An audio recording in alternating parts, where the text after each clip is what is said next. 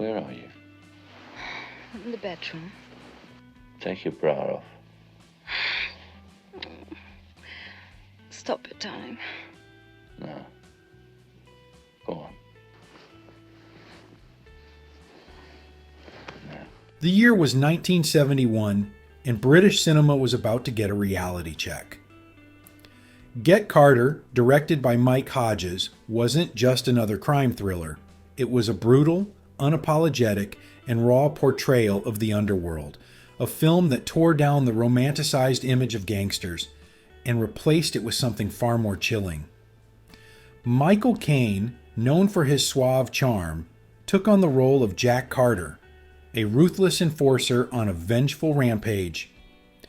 But while the film made headlines for its violence and grit, one particular scene featuring Britt Ekland turned heads for a completely different reason. Yes, she stripped off and performed a steamy phone sex scene with Michael Caine, but not out of artistic ambition. She did it for cash. Broke and desperate, she had no choice but to accept the role, even though she hated the idea of undressing on camera. But that's just one of the many fascinating stories behind this legendary film. From its rush production to real-life criminal connections, Get Carter is packed with intrigue, tension, and shocking behind-the-scenes drama.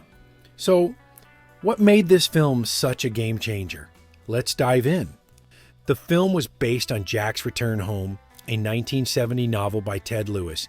It follows Jack Carter, a London gangster who returns to his hometown of Newcastle after his brother's suspicious death. The official story is that Frank Carter died in a drunk driving accident, but Jack doesn't buy it. As he digs deeper into Newcastle's criminal underworld, he discovers that his brother was murdered to cover up a horrific secret, a pornographic film starring Jack's own niece. What follows is a cold, calculated, and relentless quest for vengeance that leads to one of the bleakest endings in crime cinema history. Hodges didn't just want to make another crime film, he wanted Get Carter to feel real. He researched the Newcastle crime scene, drew inspiration from true events, and created a film that was as much about class and corruption as it was about revenge. The setting was crucial. Newcastle in the early 70s was a city in transition, with old industrial landscapes being bulldozed for modern developments. The grime, the brutalist architecture, and the harsh reality of working-class life were all captured with documentary-like precision. Michael Caine was an unexpected choice for Jack Carter. The role was originally written for Ian Hendry, who instead ended up playing Carter's Weasley adversary, Eric Pace. Hendry, already battling alcoholism and personal struggles, resented Caine for taking the lead role, creating a very real tension on set that bled into their performances. Caine, for his part, was determined to break away from the charming, lovable rogue characters he was known for.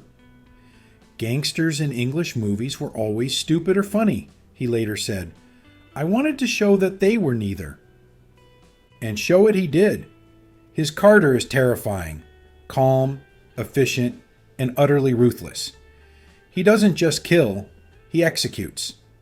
His violence isn't exaggerated or stylized, it's quick, brutal, and disturbingly realistic. Even the way he holds a gun is different. No wild shootouts, just cold, calculated kills. But let's talk about the infamous scene that had people talking for years, Britt Ekland's phone sex sequence. At the time, Ekland was struggling financially due to her accountant's poor investment decisions. She had already played two gangsters' girlfriends in previous films and feared being typecast. Worse, she was extremely reluctant to do nudity, but money talks.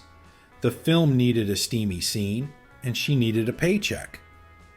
So she stripped off and performed what is now one of the most talked about moments in the film.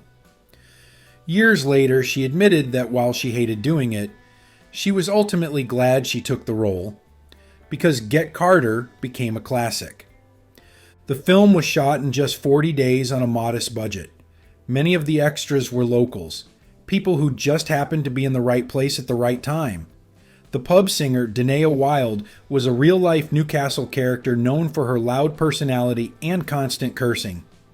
The house used for crime boss Cyril Kinnear's lair was the former home of a real-life criminal, Vince Landa, who had fled the country after the infamous one-armed bandit murder. Even the grimy beaches used in the final scene were covered in real coal dust from the mines. One of the film's most challenging scenes to shoot was the high-stakes poker game at Kinnear's house.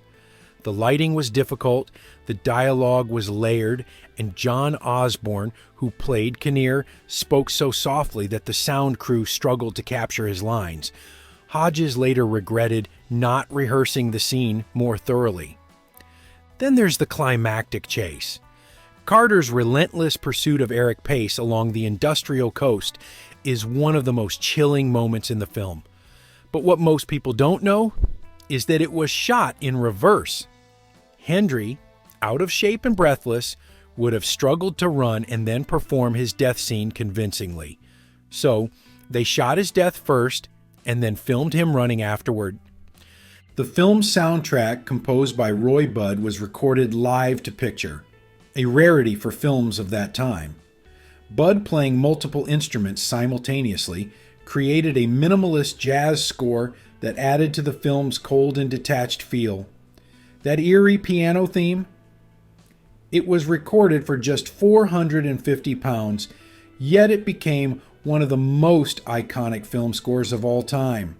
Despite its brilliance, Get Carter didn't get the warmest reception at first. MGM, which had financed the film, was in financial trouble and botched its American release. The studio feared that American audiences wouldn't understand the thick British accents, so they redubbed the dialogue, a move that only made things worse. In the UK, critics were divided. Some praised its realism, others found it too violent and immoral. But over time, the film gained a cult following. Directors like Quentin Tarantino and Guy Ritchie cited it as a major influence, and it was eventually hailed as one of the greatest British films ever made. It's also a film filled with unforgettable lines. "You're a big man, but you're out of shape," Carter tells a man before delivering a savage beating. Stanley Kubrick, after seeing Get Carter, reportedly said, "Any actor who sees this will want to work with Mike Hodges." It's not hard to see why. The film set a new standard for British crime dramas, proving that you didn't need car chases or over-the-top action to make an intense and gripping gangster film. Just a cold-blooded protagonist, a seedy underworld, and a grim determination to tell the story with unflinching honesty. Now it's time to hear from you. What's your favorite moment from Get Carter? Do you think Michael Caine's portrayal of Jack Carter is the greatest British gangster performance ever? Let us know in the comments.